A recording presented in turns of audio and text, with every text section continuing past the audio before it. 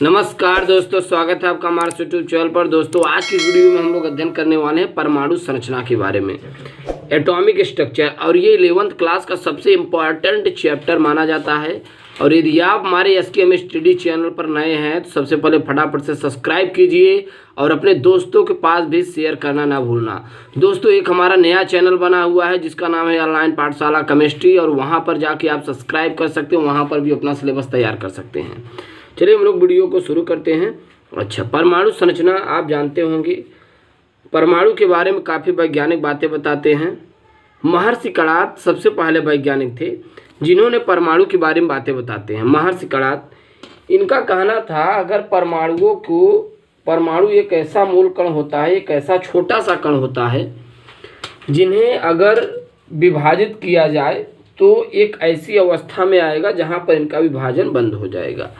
तो ये महर्षि कणाद वैज्ञानिक का भी कहना था, ऋषि महर्षि कणाद का भी कहना था परमाणु को कभी तोड़ा या काटा नहीं जा सकता। कई वैज्ञानिक अपने अपने मत देते हैं, तो हम सबसे पहले यहाँ पर इंपॉर्टेंट फैक्टर से अध्ययन करेंगे डाल्टन के परमाणुवाद से।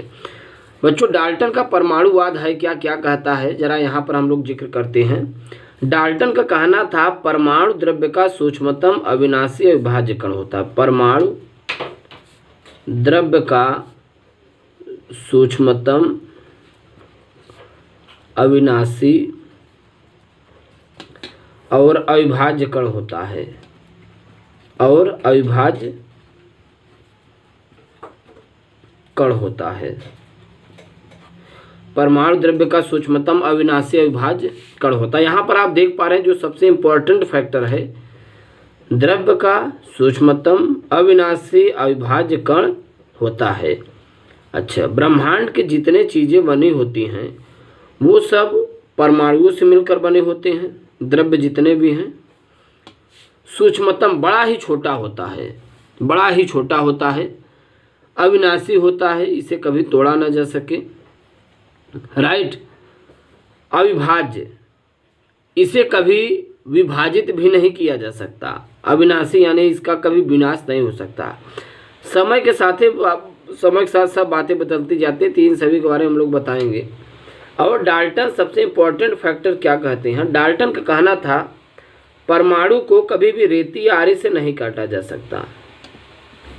परमाणु को कभी भी रेती या आरी से नहीं काटा जा सकता।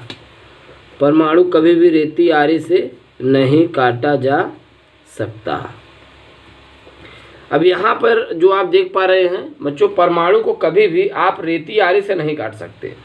ये जो आप देख पा रहे हैं परमाणु को, आप सोच रहे होंगे रेती आरी से काट सकते हैं, तो ऐसा आप कतई नहीं कर सकते। कभी भी आप रेती आरी से नहीं काट सकते।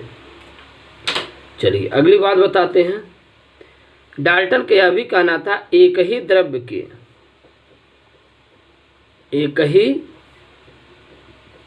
के सभी परमाणु भार, आकार, संरचना, एक ही द्रव्य के सभी परमाणु भार, आकार, संरचना में क्या होते हैं, सेम होते हैं। अच्छे बताइए, अब यहाँ पर जरा हम लोग जिक्र करते हैं, ये जो हमने ये पॉइंट बताया परमाणु कभी भी रेती आरी से नहीं काटा जा सकता। आप सोचिए परमाणु इतना छोटा होता है कि एक इमेजिनरी पॉइंट है, इसे आप केवल इमेजिन कर सकते हैं। तो आप बताइए कभी भी इसे रेती आरी से काट सकते हैं? नहीं, आप इसे काटे नहीं सकते। अब यहाँ पर ये बातें जो बताई जा रही, एक ही द्रव्य के सभी परमाणु भार, आकार, संरचना में समान होते हैं, तो ये कैसे हम लोग समझेंगे।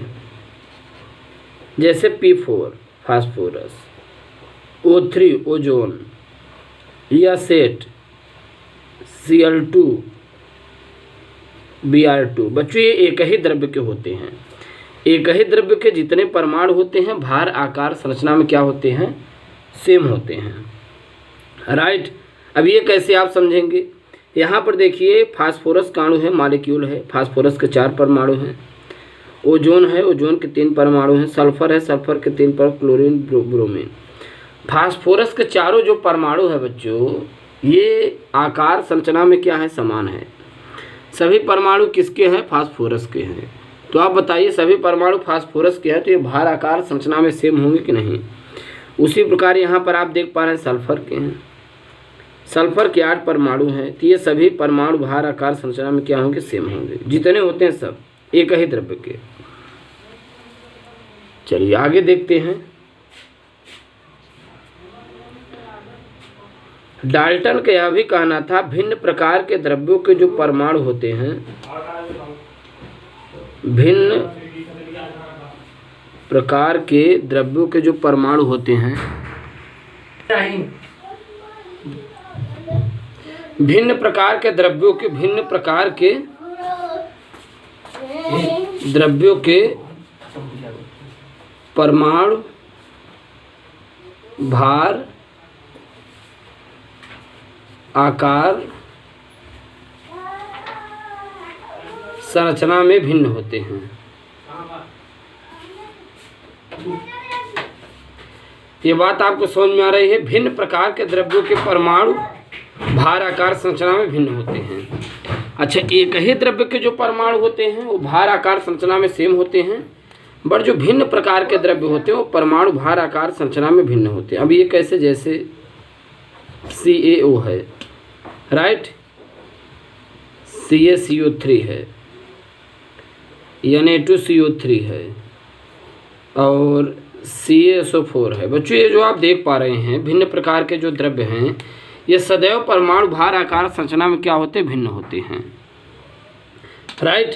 अब यहाँ पर देखिए कैल्शियम ऑक्साइड है, कैल्शियम कार्बोनेट है, सोडियम कार्बोनेट है, कैल्शियम सल्फेट है, तो ये सब भिन्न प्रकार के द्रव्य हैं, तो ये परमाणु भार आकार संरचना में क्या होंगे, भिन्न होंगे।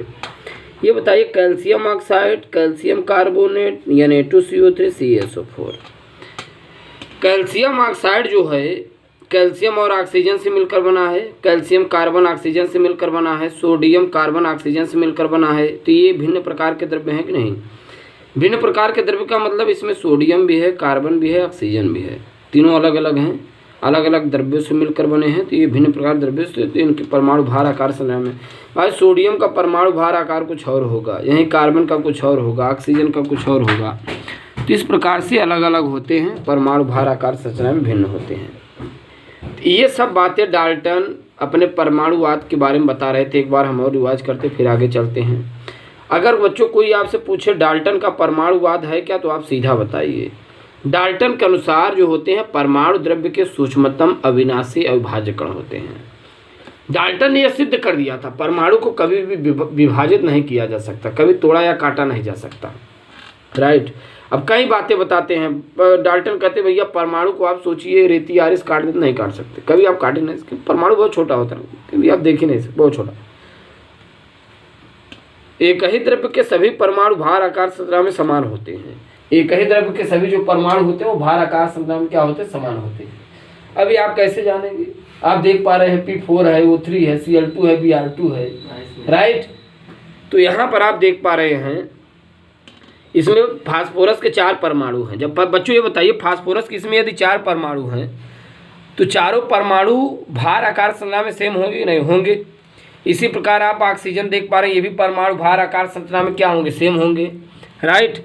और अब यहाँ पे आप देख पा रहे हैं ये जो पॉइंट है ये समान प्रकार के द्रव्य थे, ये भिन्न प्रकार के द्रव्य परमाणु भार आकार संरचना में क्या हैं, अलग अलग हैं, क्योंकि इसमें कैल्शियम का परमाणु भार आकार कुछ और होगा, ऑक्सीजन का कुछ और होगा, इसी प्रकार कैल्शियम कार्बोनेट का है, Na2CO3, इस प्रकार से। चलिए अब हम लोग मॉलिक्यूल के बारे में जानते हैं। बहुत हम लोग सीख पाए डाल्टन के परमाणुवाद, आराम से पढ़ते जाइए, कोई जल्दबाजी नहीं है। चैनल को सब्सक्राइब करते रहिए, अपने दोस्तों के पास शेयर करते रहिए और ऑनलाइन पाठशाला केमिस्ट्री चैनल पर जाके सब्सक्राइब करना ना भूलना। अब हम लोग जानेंगे मॉलिक्यूल अणु के बारे में। What is molecule? मॉलिक्यूल जानते हैं बच्चों मॉलिक्यूल क्या है, किसे कहते हैं अणु, किसे कहते हैं अणु? ध्यान दीजिएगा, द्रव्य का वह सूक्ष्मतम कण,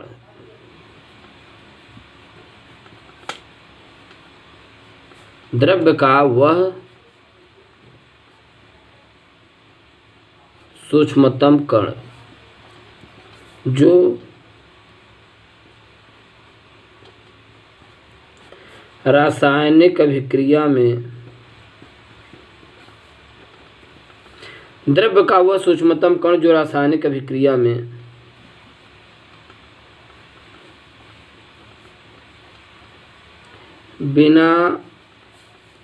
अपघटित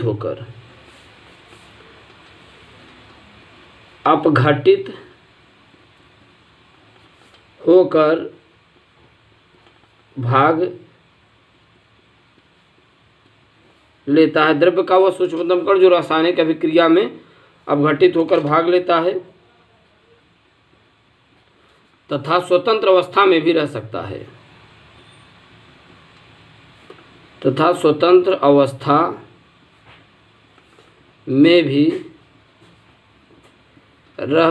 है अणु कहलाते हैं।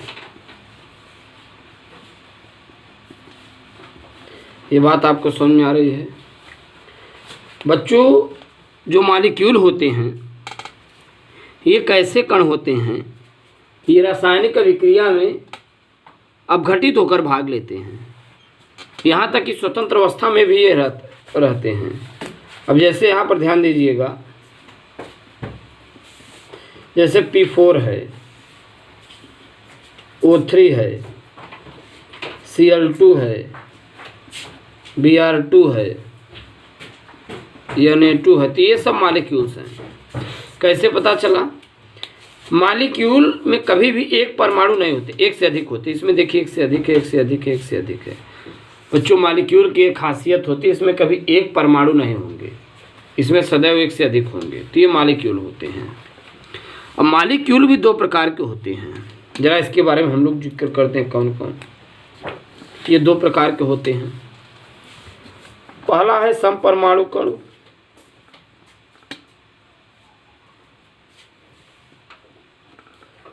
समपरमाणु कण यानी होमोएटॉमिक मॉलिक्यूल।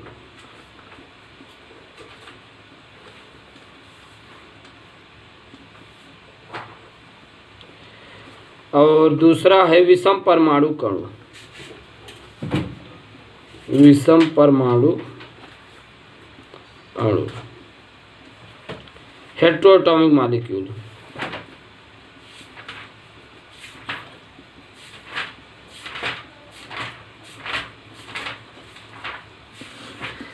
अब दोनों की खासियत समझते हैं समपरमाणु कण। यहाँ पर देखिए हम बच्चों एक एग्जाम्पल लिख रहे हैं, ये समपरमाणु अणु के अंतर्गत आएगा।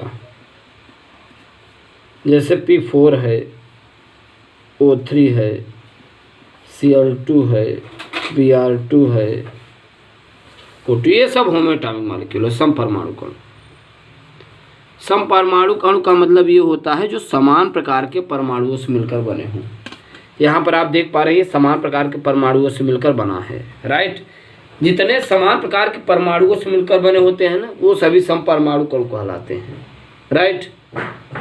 यहाँ पे आप देख पा रहे हैं फास्फोरस है, ऑक्सीजन है, क्लोरीन है, Br2 है, सब समपरमाणु कण हैं।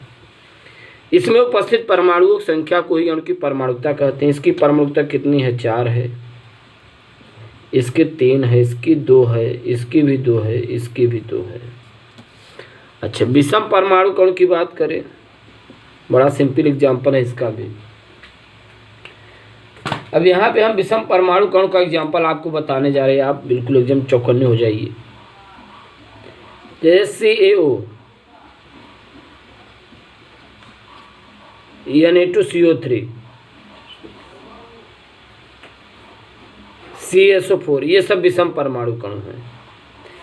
यहाँ पर आप देखिए CaO, Na2CO3, CSO4, हेटेरोएटॉमिक मॉलिक्यूल।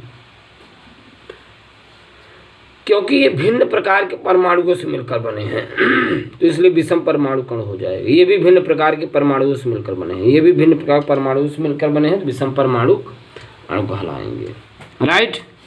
दोस्तों ऐसे बहुत से सिलेबस, ऐसे बहुत से अच्छे अच्छे क्वेश्चन संबंधित वीडियो पाने के लिए आप ऑनलाइन पाठशाला केमिस्ट्री चैनल पर जाके सब्सक्राइब करना ना भूलना, और इस वीडियो को उन बच्चों के पास शेयर करने की कोशिश कीजिए जिन्हें इनकी काफ़ी ज़रूरत है। Thanks for watching, thanks a lot, धन्यवाद।